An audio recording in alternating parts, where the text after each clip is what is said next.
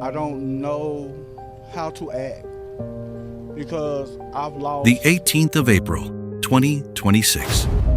A Saturday afternoon in Cedar Grove, Shreveport, Louisiana. A neighbor named Freddie Montgomery walked home from a friend's house and waved across the street at a man sitting on his porch. His children were playing in the yard.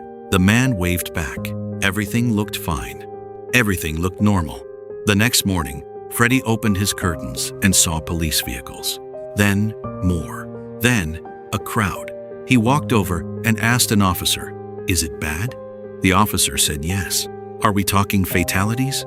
"Multiple," the officer said. "Loss of children?" "Multiple." He said nothing more. By 7 a.m. that Sunday, Louisiana, 8 children between the ages of 1 and 14 were killed in what police... They were shot in the home they trusted most in their beds while they slept. This is not a mystery about who did it. We know who did it. This is a story about everything that had to go wrong for it to happen. The warnings that were issued and ignored. The systems that failed. The threads of desperation that nobody pulled in time.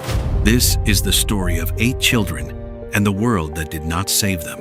Jayla was 3 years old. Shayla was 5. Kayla was 6. Layla was 7. Markaydon was 10. Khedarrion was 6. Braylon was 5.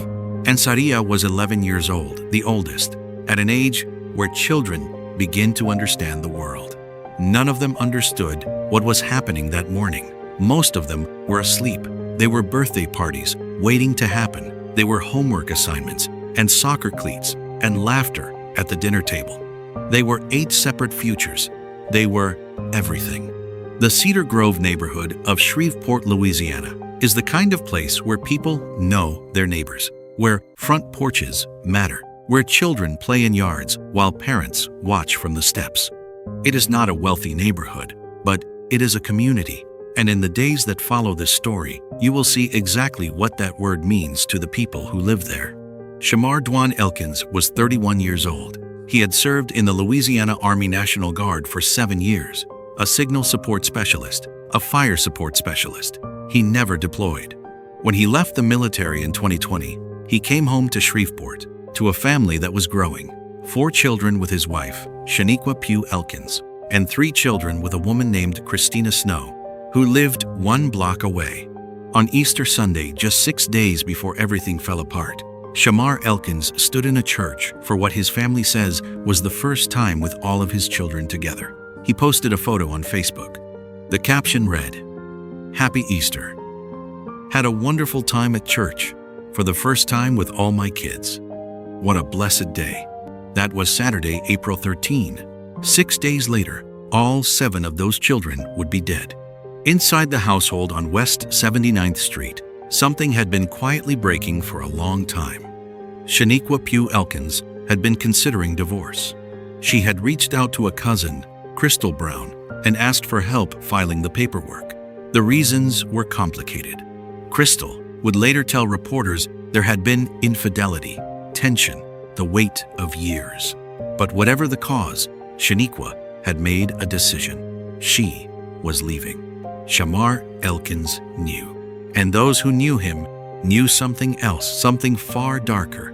Years earlier, in the presence of his adoptive mother, Betty Walker, Elkins had said something that should have been a final warning.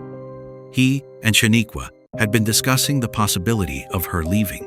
Elkins had looked at her, his children playing outside, and said calmly, "I'll kill you, my kids, and myself." Betty Walker told him not to think like that. Shaniqua said he was just playing. Betty Walker believed them. She did not believe he would actually do it. "I never thought," she would say later, "that he would go through with killing himself and killing these kids." By the time February 2026 arrived, Shamar Elkins was in crisis. He attempted to take his own life. His adoptive mother, Betty Walker, acknowledged it but declined to discuss the details. What we know is what happened next. Elkins checked into a Veterans Affairs hospital for psychiatric evaluation. He stayed for approximately 10 days, what the VA calls inpatient psychiatric care. He came home. His brother-in-law, Troy Brown, said he seemed better, happy even. He loved his kids, Troy would say. But the stressors that had driven him to the edge had not changed. Shaniqua still wanted a divorce. The court date was scheduled for Monday, April 20. Elkins was watching his family dissolve from the inside, and according to his stepfather, Marcus Jackson, Easter Sunday was when the mask finally slipped. Elkins told Jackson he was drowning in dark thoughts. He told him he was suicidal. And then he said something that Marcus Jackson would not forget. Some people don't come back from their demons. On April 9th, 10 days before the shooting, Elkins posted a prayer on Facebook. "Dear God," it read, "today I ask you to help me guard my mind and my emotions." Nobody intervened. The court date was still on the calendar. Monday was coming. Saturday, April 18th, the afternoon. Troy Brown, Elkins' brother-in-law, lived in the house on West 79th Street. He would later tell reporters that when he left for work that Saturday evening, everything seemed calm. Elkins had not shown any sign of what was coming. Nobody had. Freddie Montgomery, who lived directly across the street, spotted Elkins on the porch that afternoon. He waved. Elkins waved back. The children were in the yard. It was a normal Saturday in Cedar Grove. But sometime in those quiet hours between Saturday night and Sunday morning, something in Shamar Elkins finally broke. The first call came from Harrison Street. Christina Snow lived approximately 1 block from the family home on West 79th Street. She had 3 children, with Elkins, Sariahh, Khedarrion, and Braylon. She was, by every account, innocent of the conflict tearing Elkins apart. She was simply there. Elkins went to her door in the early morning hours of Sunday, April 19th. He knocked. When Christina opened the door, he shot her. She was struck multiple times. End quote. What followed was an act of extraordinary presence of mind under impossible circumstances. Christina Snow, gravely wounded, used Siri on her phone to call 911. She survived. Her children who were with her or in the home were not all as fortunate. Sariahh Snow, 11 years old, would not survive the morning. From Harrison Street, Shamar Elkins traveled to the house on West 79th Street, the house where his wife and 4 of their children lived, the house where his brother-in-law's family also resided. By the time police received the first 911 call placed at just before 6 a.m., Elkins was already inside. The caller was on the roof. She told dispatch that the suspect was inside and had shot someone. A second call came in minutes later. The suspect was a family member. There were 9 people in the home. The caller said he had shot everyone inside. She and her children, she told dispatch, had made it to the roof and then to the backyard. Police arrived at 6:01 a.m. What they found inside would be described by Shreveport Police Corporal Chris Bordelon as, and these are his words, a disgusting and evil scene. Most of the children had been shot in their sleep. Most of them had been shot in the head.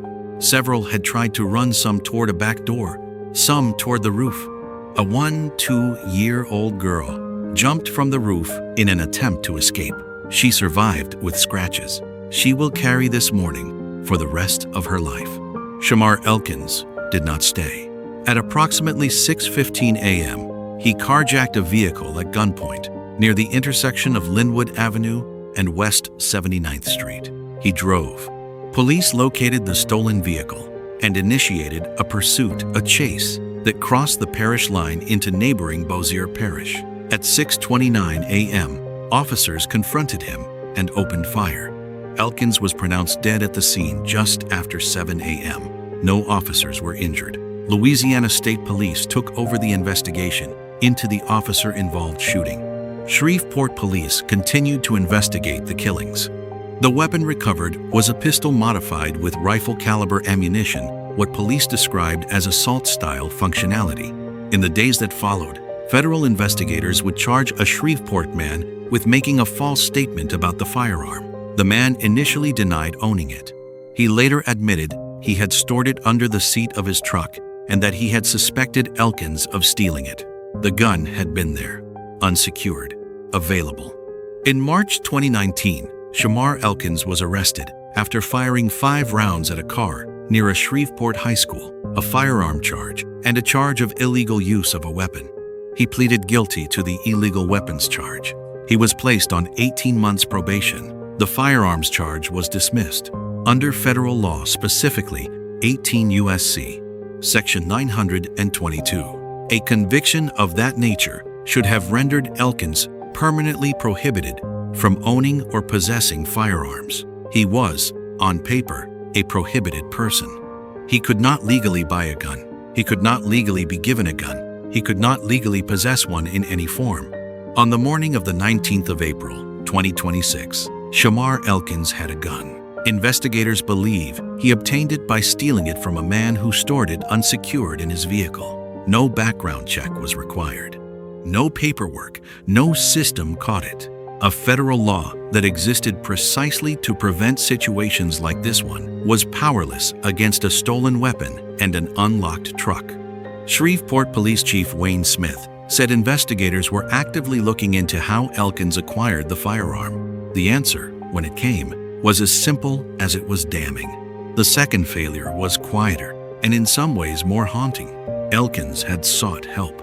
In February 2026, after a suicide attempt, he was admitted to a Veterans Affairs hospital for psychiatric evaluation. He stayed for approximately 10 days.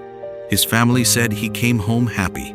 His brother-in-law, Troy Brown, said he seemed better, not fixed. Not freed from the dark thoughts he would later describe to his stepfather on Easter Sunday, better. The question that no one can fully answer is this: what happened in those 10 days? What assessment was made? What risk factors were identified? Was it noted that Elkins was a prohibited firearm owner with a history of weapon-related crime? Was it noted that he had made explicit threats against his wife and children? Was there any coordination between the VA, the family, law enforcement, or the courts? Was anyone watching? The VA has not commented publicly on the specifics of Elkins' care. The family says they tried. Troy Brown said he had repeatedly invited Elkins to go for walks, to play dominoes, to stay connected. He had asked if Elkins needed to return to the hospital. Elkins said he was okay. "I'm just going to deal with it," he told Brown. A man telling his family he would deal with it weeks before a court date that terrified him was returned to the same home, the same pressures, the same demons, with no additional safety net in place. This is not to say the VA failed alone. Mental health crises rarely fall at a single institution's feet. But researchers and advocates have long documented a pattern. Black and minority veterans face steeper barriers to sustain mental health care, shorter treatment windows, and fewer outpatient support systems. Elkins was a Black veteran in a state with limited mental health infrastructure. He sought help. He was treated. He was discharged. The system said, "You're stable enough to go home." And then it stopped watching. The third thread runs through the courts. On Monday, April 20, the day after the shooting, Shamar and Shaniqua Elkins were due in court to sign divorce papers. Shaniqua had been working with her cousin Crystal Brown to initiate the process. She had been careful. She had been moving toward a safer life through the proper legal channels. And somewhere in the machinery of that legal process, in the filing of papers, the scheduling of hearings, nobody connected the dots. Nobody checked whether the man on the other side of this divorce had a history of threatening to kill his family if they left. Nobody asked whether he had recently attempted suicide. Nobody flagged the 2019 weapons conviction. The court date was set. Monday was just another day on the calendar. Domestic violence researchers have a term for what Shamar Elkins described in that kitchen years ago: a lethality indicator. A person who explicitly threatens to kill their partner, their children, and themselves is statistically far more likely to act on that threat than someone who has not made it. The threat was witnessed. The threat was dismissed. The threat was filed away under the category of just playing. Betty Walker believed him when he walked it back. So did Shaniqua. So would most of us. 6 days before the shooting, Easter Sunday, Shamar Elkins went to church with all of his children for the first time. He posted the photograph. He seemed to the outside world like a father grateful for his family. But behind closed doors, He was telling his stepfather, Marcus Jackson, something different. He was drowning in dark thoughts. He was suicidal. He said, "Some people don't come back from their demons." Marcus Jackson heard this. He tried to reassure him. "You can beat this," those around him said. Nobody called a crisis line. Nobody called the VA. Nobody called the police. Nobody pulled the thread that Easter Sunday planted. On April 9th, 10 days before the shooting, Elkins posted one more thing on Facebook. "Dear God, today I ask you to help me guard my mind and my emotions. When negativity arises, remind me to say, it does not belong to me in the name of Jesus." As he knew the darkness was there. He was, in his own way, calling for help publicly, digitally, to anyone who might see it. The post received responses. Nobody read it as a warning sign. By 7 a.m. on the 19th of April, 2026, the block on West 79th Street was full of police cars and ambulances. Neighbors stood behind yellow tape in their pajamas. This is, a lot of times you have homicide. Stepped outside to close his gate and found his world transformed. "Nothing like this has ever happened on this street," he said. "It was bad. I hate that it happened to those kids." Across the city, phones began to ring. News alerts began to push. Shreveport was waking up to the worst morning in its recent memory. And 8 children who had gone to sleep on Saturday night would not wake up. Shreveport did not collapse. It gathered. Within hours of the news breaking, neighbors and strangers began arriving at West 79th Street carrying flowers, candles, signs with the children's names and faces. City Council member Tabitha Taylor arrived Sunday morning and broke down in tears in front of cameras. "This is not a freaking joke," she said. "This is real. And this is the result when someone snaps." She told reporters that domestic violence accounts for 30% of homicides in her community, and that the growing majority of victims are African American women. Mayor Tom Arsenault said the city was in mourning.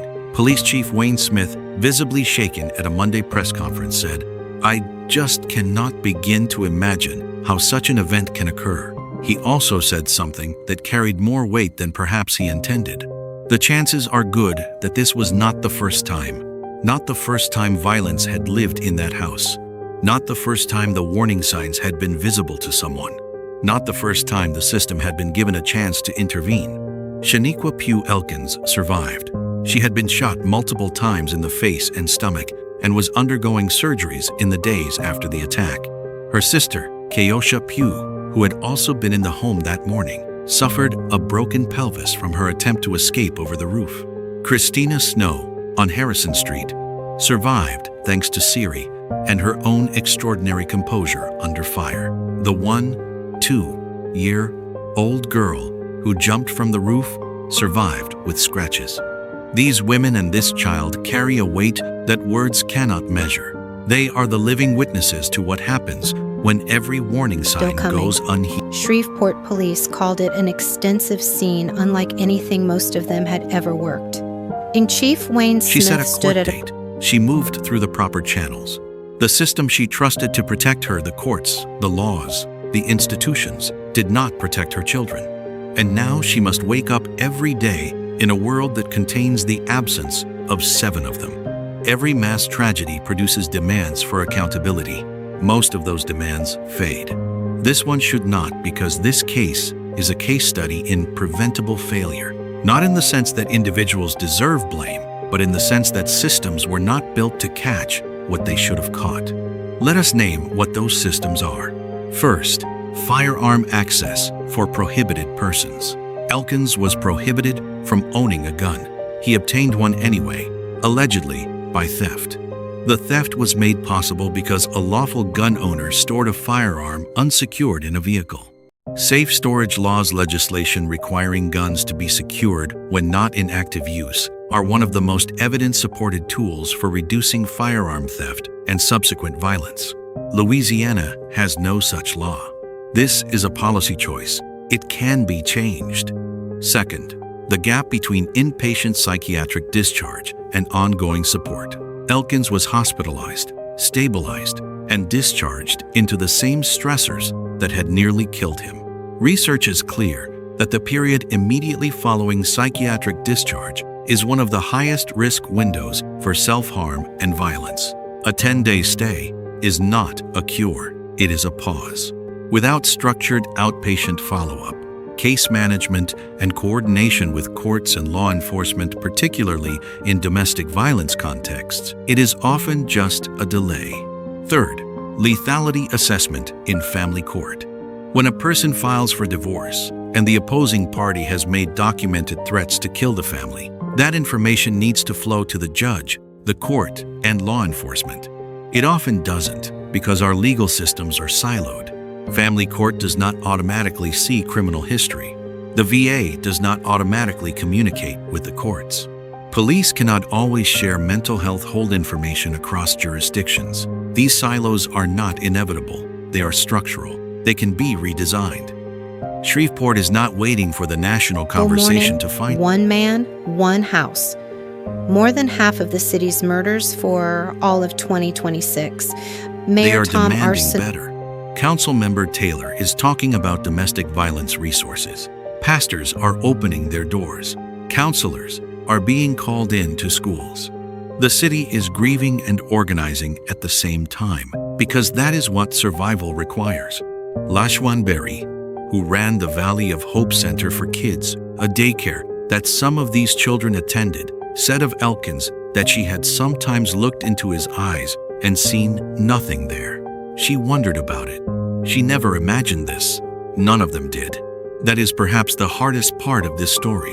Almost everyone who knew Shamar Elkins has a version of a moment where something felt off, a word that seemed strange, a look that lingered too long. And almost all of them looked away, because we all do. Because we have been taught that family matters are private, that men deal with their demons alone, that it is not our place. It never was. It began between two adults in a failing marriage, and it ended with 8 caskets small enough to be carried. Markaydon, Khedarrion, Braylon, Sariahh. 8 names, 8 futures, gone in one morning that did not have to be. Every system that touched the life of Shamar Elkins had, at some point, the information it needed to interrupt what was coming. None of them did. That is not destiny. That is not fate. That is the accumulation of small failures that, together, became catastrophic. And it means that it can be prevented. Not perfectly, not everywhere, but more, better. With intention and political will and resources, and the simple, radical decision that children's lives are worth protecting even when the danger comes from inside the home. If you are watching this, and you recognize something, a threat that was dismissed, a person whose darkness you have been watching quietly, someone whose words frightened you more than you let on, please use the resources on your screen. The National Domestic Violence Hotline operates 24 hours a day. The 988 Suicide and Crisis Lifeline is one call or text away. These are not admissions of failure. They are the tools we have. Use them. The next child who lives because someone pulled a thread in time, we will never know their name. That is the point.